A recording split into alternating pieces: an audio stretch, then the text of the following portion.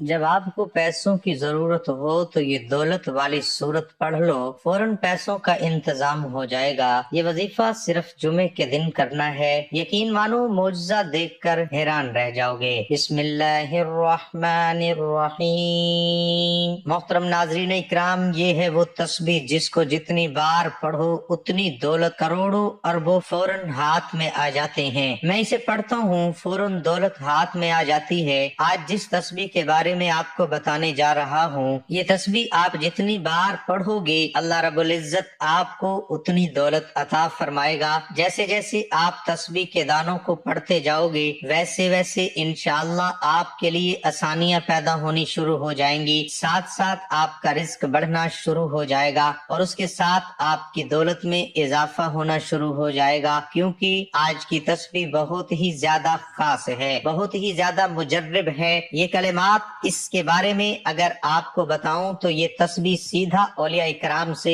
بزرگان دین تک پہنچی اور بزرگان دین نے اسے بہت زیادہ آزمایا۔ جب بھی کوئی پریشان شخص بزرگان دین کے پاس جاتا تو اسے بزرگان دین ہمیشہ یہی تسبیح پڑھنے کا کہتے ہیں، اس کی فوراً رزق کی تمام پریشانیاں، مسائل اور ان کے زندگی میں جو بھی مرحومیاں، تنگ دستیاں آتی تھیں وہ اللہ کے فضل و کرم سے اور اس تسبیح کی بدولت حل ہو جاتی۔ لہٰذا اس تسبیح کو آپ نے کسی صورت نہیں چھوڑنا۔ ناظرین اکرام، میری بہت ساری بہنیں اور میرے پیارے بھائی ایسے ہیں جو کہتے ہیں کہ ہمیں کوئی آسان سا عمل بتایا جائے جس سے فٹافٹ ہمارا کام ہو جائے، ہمیں اس کے نتائج ملنا شروع ہو جائیں، ہمارے رزق، مال، دولت میں اضافہ ہو جائے۔ محترم ناظرین اکرام، آج جو تسبیح میں آپ کو بتانے جا رہا ہوں، اس تسبیح کو آپ نے کسی بھی وقت اٹھتے بیٹھتے چلتے پھرتے باوضو حالت میں یہ پڑھنا شروع ہو جائیں، یعنی کہ جب چاہیں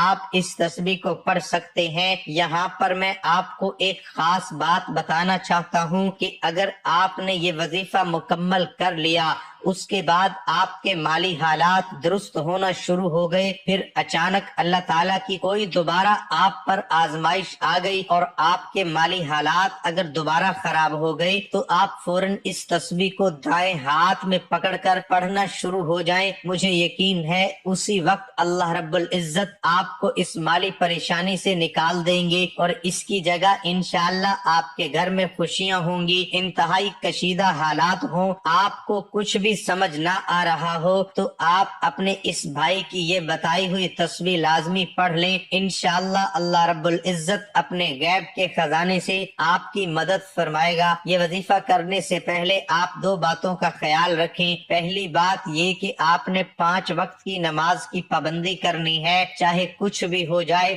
آپ نے 5 وقت کی نماز لازمی پڑھنی ہے، اور دوسرا یہ کہ آپ نے ہر بات میں اللہ پر توکل کرنا ہے، اللہ پر بھروسہ رکھنا ہے۔ اللہ رب العزت ارشاد فرماتا ہے کہ انسان کسی بات پر جیسا گمان رکھتا ہے میں اس کے ساتھ ویسا ہی معاملہ کر دیتا ہوں، لہٰذا آپ اچھا سوچیں، آپ یہ سوچیں کہ اللہ پاک آپ کو رزق دے گا تو آپ خود محسوس کریں گے کہ اللہ پاک آپ کو بہترین رزق دے رہا ہے۔ اگر آج آپ ہمارے بتائے ہوئے طریقہ کار کے مطابق یہ تسبیح پڑھنا شروع ہو جاتے ہیں تو آپ خود محسوس کریں گے کہ آپ کے ہاتھ میں تسبیح نہیں لگی بلکہ کوئی اعلیٰ دین کا چراغ لگ گیا ہے، اسے آپ نے جو ہی رگڑا اس سے دولت آنا شروع ہو گئی، کیونکہ اس تسبیح کے بارے میں بزرگان دین کہتے ہیں کہ جو شخص اس تسبیح کو دل کے ساتھ پڑھتا اس کے ساتھ بھی ایسا ہی خوبصورت معاملہ ہوتا۔ ناظرین اکرام، آج ایک اللہ والے کا بیان سن رہا تھا، اس کے بیان میں ایک بات اچھی لگی، سوچا آپ لوگوں تک پہنچا دوں، آپ کو بھی اچھی لگے گی۔ وہ فرما رہے تھے کہ رزق کے 4 دروازے ہیں، پہلے 3 تو صرف مسلمانوں کے لیے ہے اور چوتھا ساری دنیا کے لیے ہے، یعنی مسلم، غیر مسلم، بت پرست، دہریے وغیرہ۔ رزق حاصل کرنے کا سب سے پہلا دروازہ نماز ہے۔ جو شخص بھی نماز کا اہتمام کرتا ہے اللہ پاک اس کو برکت والا رزق عطا فرماتا ہے۔ اہتمام یہ ہے کہ نماز کے وقت سے پہلے یا وقت ہوتے ہی اس کی تیاری میں لگ جانا اور وقت پر نماز ادا کرنا۔ رزق حاصل کرنے کا دوسرا دروازہ استغفار ہے۔ جو شخص کثرت سے استغفار کرتا ہے اللہ پاک اسے غیب سے رزق عطا فرماتے ہیں، کیونکہ ایک حدیث کا مفہوم ہے کہ جو کثرت سے استغفار کرتا ہے اللہ پاک اسے ہر غم سے نجات عطا فرماتے ہیں، ہر پریشانی میں راستہ دیتے ہیں اور ایسی جگہ سے رزق عطا فرماتے ہیں کہ جہاں سے اس کا گمان بھی نہ ہو۔ علماء کرام فرماتے ہیں کہ کثرت کا مطلب ہے کہ کم از کم 300 مرتبہ، تو جو روزانہ 300 سے زیادہ مرتبہ استغفار کرے گا انشاءاللہ اسے بہترین رزق ملے گا۔ رزق حاصل کرنے کا تیسرا دروازہ تقوی ہے۔ تقوی کے معنی گناہوں سے بچنا ہے۔ یاد رہے کہ مسلمان کے ذمے ہر نیکی کرنا نہیں ہے، لیکن ہر گناہ سے بچنا ہر مسلمان کے لیے لازم ہے۔ جو ہر گناہ سے بچتا ہے وہ اللہ کے ہاں متقی کہلاتا ہے۔ اس کا آسان طریقہ یہ ہے کہ ہم ہر کام کرنے سے پہلے یہ دیکھ لیں کہ اس کام سے اللہ اور اللہ کے رسول صلی اللہ علیہ وسلم نے منع تو نہیں فرمایا۔ اگر منع فرمایا ہے تو ہم رک جائیں۔ تو جو تقوی اختیار کرے گا اللہ پاک اسے بغیر محنت کے رزق عطا فرمائیں گے۔ جو اللہ کا ہو جاتا ہے تو پھر اللہ اپنے بندوں کو اس کی خدمت پر مامور فرما دیتے ہیں۔ رزق حلال کرنے کا چوتھا دروازہ ذریعہ معاش اختیار کرنا ہے، اور یہ دروازہ سب کے لیے ہے۔ کوئی کافر ہو یا مسلم، بتوں کو پوجنے والا ہو یا آتش پرست ہو، اگر وہ معاش کا کوئی ذریعہ اختیار کرے گا تو اللہ اسے رزق عطا فرمائیں گے۔ مجھے افسوس اس بات پر ہے کہ مسلمانوں کی اکثریت نے پہلے 3 دروازے بھلا دیے اور آخری دروازے کو ہی لازمی سمجھ لیا، جبکہ ان 3 دروازوں سے رزق حاصل کرنا بہت آسان ہے۔ یہاں کوئی میری بات سے یہ مطلب نہ لے کہ ملازمت، کاروبار یا معاش کا کوئی بھی دوسرا ذریعہ جو ہم نے اختیار کیا ہوا ہے اسے چھوڑ کر بیٹھ جائیں اور کام نہ کریں۔ کام ضرور کریں، لیکن اگر ہم چوتھے دروازے کے ساتھ ساتھ پہلے 3 دروازوں کو بھی استعمال کریں گے تو ہم تھوڑی محنت میں ہی زیادہ رزق ملے گا، ہماری مشقت کم ہو جائے گی اور ہماری کمائی غیر ضروری جگہوں پر نہیں لگے گی اور ہمارا مال ضائع نہیں ہوگا۔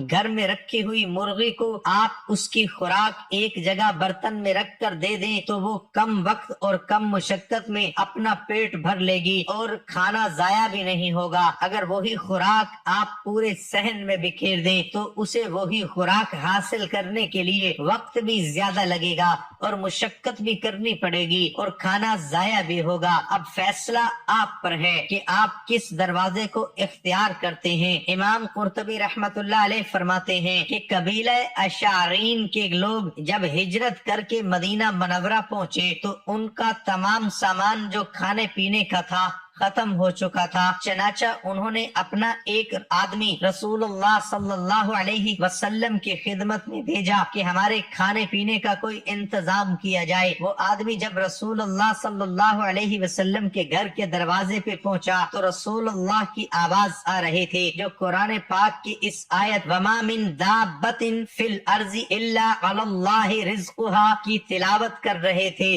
یہ آیت سنتے ہی اس کے دل میں خیال آیا، جب اللہ تعالیٰ نے ہر ایک کے رزق کا ذمہ لیا ہے تو پھر ہم تو انسان ہیں، جانوروں سے گئے گزرے نہیں، وہ ضرور ہمارے لیے رزق کا بندوبست کرے گا۔ وہ وہیں سے واپس آ گیا اور رسول اللہ صلی اللہ علیہ وسلم کو کچھ نہیں بتایا۔ ساتھیوں کے پاس پہنچا تو سب کو بلند آواز سے کہا ساتھیوں خوش ہو جاؤ، اللہ کی مدد آنے والی ہے۔ وہ سمجھے کہ یہ بندہ چونکہ رسول اللہ کے پاس عرض کرنے گیا تھا اس لیے رسول اللہ نے کھانا بھیجنے کا وعدہ کر لیا ہوگا، لہذا وہ خوشی خوشی اپنے کاموں میں لگ گئے اور مطمئن ہو گئے۔ تھوڑی ہی دیر گزری تھی کہ 2 بندے ایک بڑا سا برتن لے کر آئے جو گوشت اور روٹیوں سے بھرا ہوا تھا اور 2 بندے کھانا دے کر چلے گئے۔ سب نے شکم سیر ہو کر خوب کھایا، لیکن اب بھی کافی سارا کھانا بچ گیا تھا۔ انہوں نے سوچا کہ یہ بچا ہوا کھانا رسول اللہ صلی اللہ علیہ وسلم کی خدمت میں واپس بھیج دیں تاکہ بوقت ضرورت استعمال ہو سکے۔ 2 آدمی کھانا لے کر نبی کریم کی خدمت میں حاضر ہوئے اور کہا یا رسول اللہ صلی اللہ علیہ وسلم، آپ کا بھیجا ہوا کھانا بہت مزیدار تھا، رسول اللہ صلی اللہ علیہ وسلم نے جب سنا تو فرمایا کہ میں نے تو کوئی کھانا نہیں بھیجا تھا۔ ایک بندے نے کہا یا رسول اللہ ہم بہت بھوکے تھے، ہم نے بھوک کی حالت میں آپ کی طرف اپنا بندہ بھیجا تھا کہ ہمیں تھوڑا کھانا عنایت فرمائے۔ اتنے میں وہ بندہ بھی آیا، اس نے کہا یا رسول اللہ صلی اللہ علیہ وسلم جب میں آیا تو آپ قرآن پاک کی آیت وما من دابۃ فی الارض الا علی اللہ رزقھا پڑھ رہے تھے، لہٰذا میں نے سوچا کہ جو ذات جانوروں کے رزق کی ذمہ داری اٹھا رہی ہے وہ ذات ہماری بھی ذمہ دار ہے، اس لیے میں آپ کو کچھ بتائے بغیر چلا گیا۔ تب رسول اللہ صلی اللہ علیہ وسلم مسکرائے اور فرمایا یہ رزق میں نے نہیں بلکہ اس پروردگار نے بھیجا تھا جو ہر شے کے رزق کا ذمہ دار ہے۔ ناظرین، چلہ کشی کر کے خدا کو کوئی حاصل نہیں کر سکتا۔ میری زیارت کرنے کا بہترین طریقہ یہ کہ تم غریبوں کے کام آیا کرو، بے کسوں کا سہارا بنا کرو، ضرورت مندوں کی ضرورت کو پورا کیا کرو، تو ہم خود تم کو اپنی زیارت کروایا کریں گے۔ چونٹی دن رات محنت میں لگی رہتی ہے اور اس کو خاک سے رزق ملتا ہے،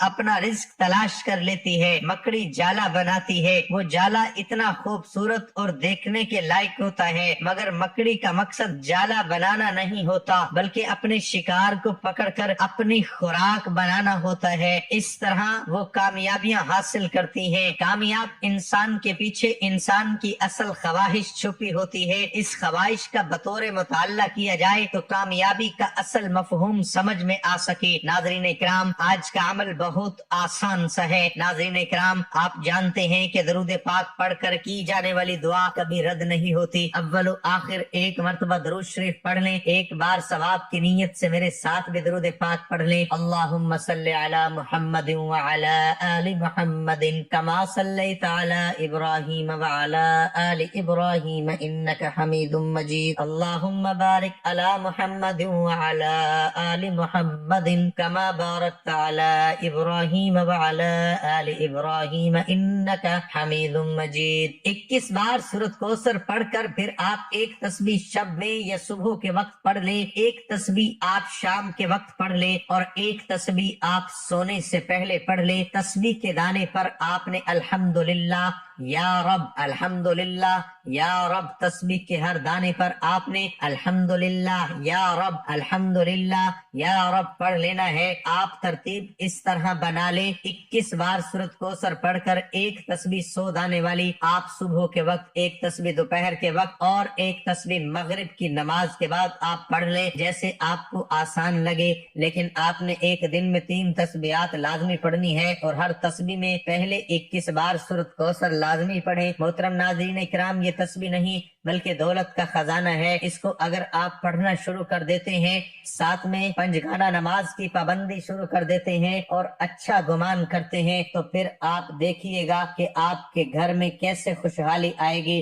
میں بہت سارے ایسے بہن بھائیوں کو جانتا ہوں جن کو میں نے سورۃ کوثر اور الحمدللہ یا رب، الحمدللہ یا رب کی تسبیح کے بارے میں بتایا۔ یہ میری خود آنکھوں دیکھا واقعہ ہے، بلکہ آپ اسے کہہ سکتے ہیں کہ میں نے اسے راہ سے گزرتے ہوئے دیکھا۔ پہلے ان کے کچے مکانات تھے، اتنی غربت تھی کہ آگے پیچھے 4 دیواری تک نہیں تھی۔ اب وہاں سے گزر ہوا تو وہاں پر ایسا محسوس ہوتا ہے کہ جیسے عالی شان محل کھڑا ہے۔ یاد رہے کہ انسان عالی شان محل، عالی شان گھر اس وقت بناتا ہے جب اس کی روٹی کے مسائل حل ہو جاتے ہیں اور اس کے پاس زیادہ پیسہ آنا شروع ہو جاتا ہے، پھر وہ اس پیسے سے خوبصورت گھر بھی تعمیر کرتا ہے۔ میں بہت سارے ایسے بہن بھائیوں کو بھی جانتا ہوں جو اپنی زندگی سے اکتا چکے ہیں۔ ان کے پاس اگر آپ صرف اور صرف 5 منٹ بیٹھ جائیں تو آپ کو ایسا محسوس ہوگا اے اللہ میں کہاں آ گیا ہوں، اے اللہ اس بندے کے حالات درست فرما دے۔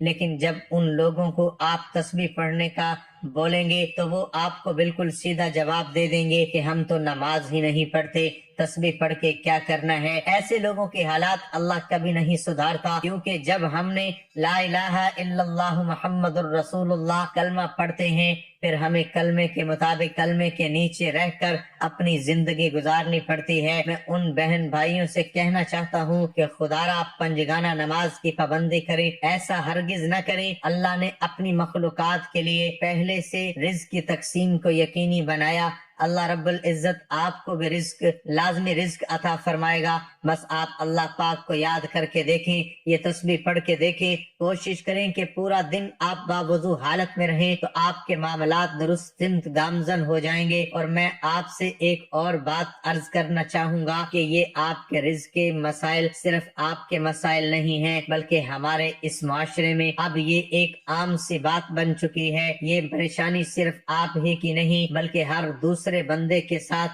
یہی فکر لاحق ہو چکی ہے۔ ہر بندہ اب اسی سوچ کا شکار ہو چکا ہے کہ وہ اپنے گھر کے اخراجات کیسے پورے کرے۔ یہ مہنگائی کی وجہ سے ہوا ہے۔ اس کا بہترین حل یہ ہے کہ اللہ کو یاد کیا جائے، اللہ سے مانگا جائے تو آپ کے معاملات انشاءاللہ خود بخود ٹھیک ہو جائیں گے۔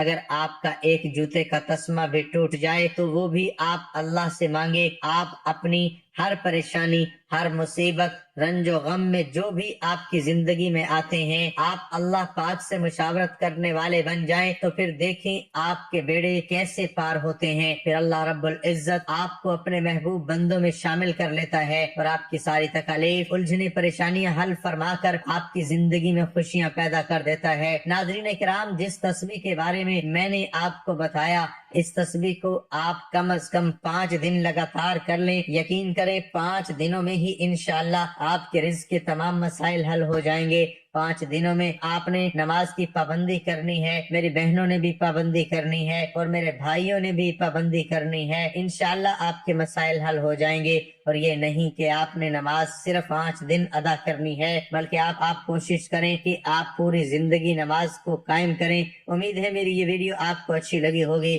تو ویڈیو کو لائک اور شیئر کر دیجئے گا تاکہ دوسروں کا بھی بھلا ہو سکے۔ دعا ہے کہ اللہ تعالی ہماری تمام مشکلات اور پریشانیوں کو دور فرمائے، آمین ثم آمین۔ اللہ تعالی ہم سب کو دعا اور توبہ شکر کی توفیق عطا فرمائے اور قبولیت، بخشش اور نعمت سے محروم نہ کرے۔ اللہ تعالی ہم سب کو آسانیاں عطا فرمائے اور آسانیاں، محبتیں اور خوشیاں تقسیم کرنے کی توفیق عطا فرمائے، آمین۔ اے رب مہربان، اپنے خزانہ غیب سے خصوصی امداد فرما، تجھ سے التجا کرتے ہیں کہ ہم پر رحم فرما، ہمیں ہر اس کام سے بچا جو تجھے ناراض کرے اور ہمیں ہر اس کام کی توفیق دے جس سے تو راضی ہو، اور ہم سب کو، ہمارے عزیز رشتہ داروں اور تمام دنیا کو وبائی مرض سے محفوظ فرما اور اپنی ناراضگی زمینی آسمانی عذاب سے بچا۔